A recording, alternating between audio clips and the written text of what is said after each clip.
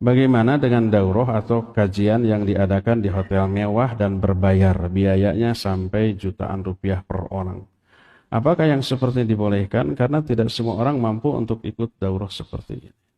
Pertama, suudon saya atau suudon kita, boleh nggak suudonnya? Ini bisnis yang dilakukan oleh panitia. Dia ingin mengeruk keuntungan dari aktivitas dakwah. Jadi buka daurah mengundang ustadz yang kira-kira bisa menyedot jamaah yang banyak. Mahal pun ditembak karena ustadznya favorit. Makanya nggak pernah mengundang ustadz yang kira-kira jamaahnya sedikit. Mau laku. Tapi yang viral, sekali hadir ribuan jamaah. Nah ustadz yang kayak gini, dijamin laku keras.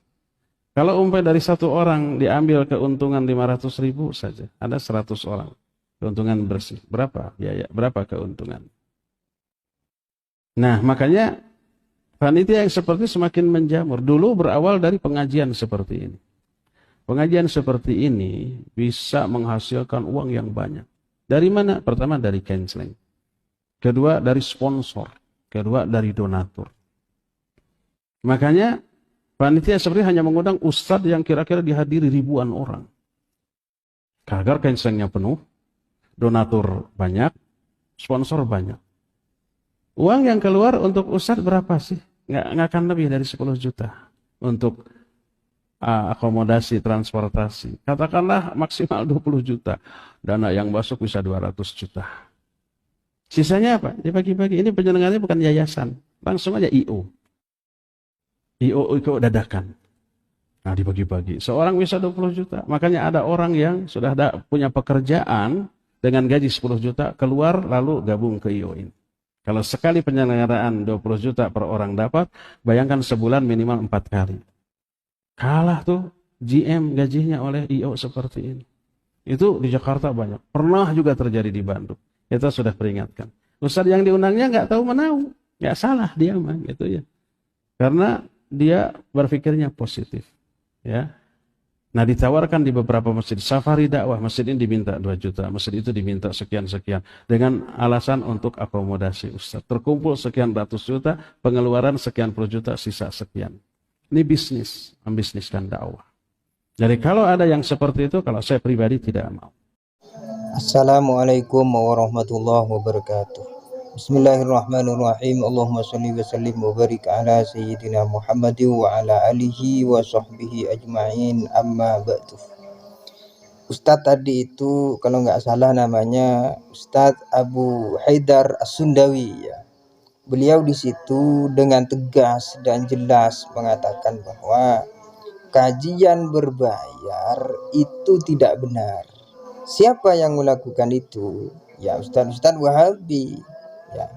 Cuma tadi itu Ustadz Abu Haidar As-Sundawi itu yang disalahkan adalah panitia ya, atau IO yang disalahkan oleh beliau. Sedangkan ustadznya beliau berhusnuzon bahwa ustadznya tidak tahu menau. Ya ustadznya diundang, diminta untuk mengisi, datang. Itu saja. Yang mengambil keuntungan, yang menjadikan itu bisnis, mencari keuntungan dalam agama, menjual agama ya dalam tanda kutip, itu panitianya, bukan ustadznya. Ustadznya tidak tahu. Kata beliau, saya nggak percaya kalau dikatakan bahwa ustadz-ustadz salafi wahabi yang diundang untuk mengisi acara itu, kajian berbayar itu, ustadznya tidak tahu. Saya nggak percaya.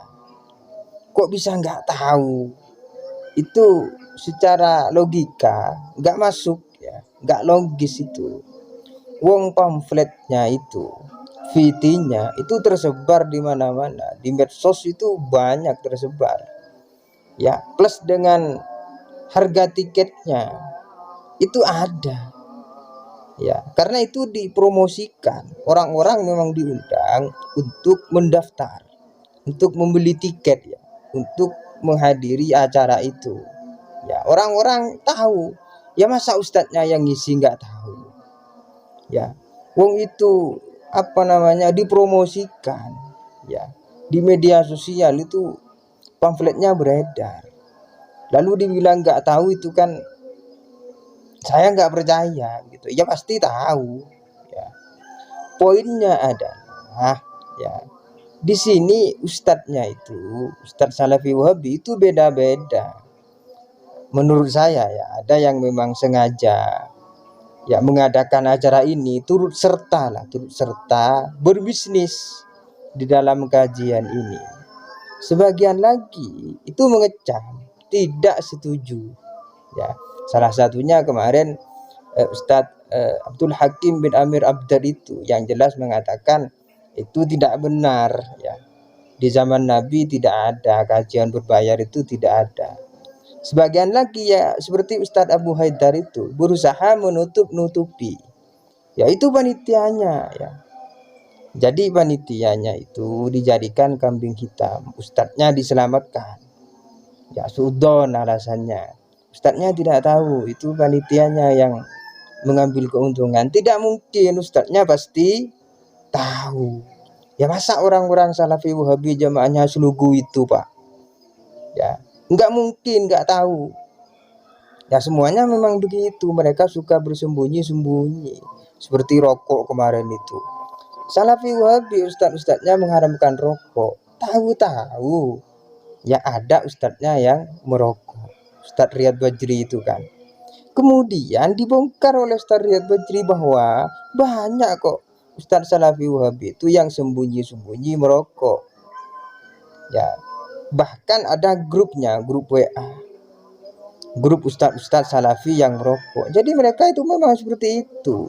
Mereka itu ya tidak benar sebenarnya. Apa yang diucapkan dengan apa yang mereka lakukan itu tidak sesuai.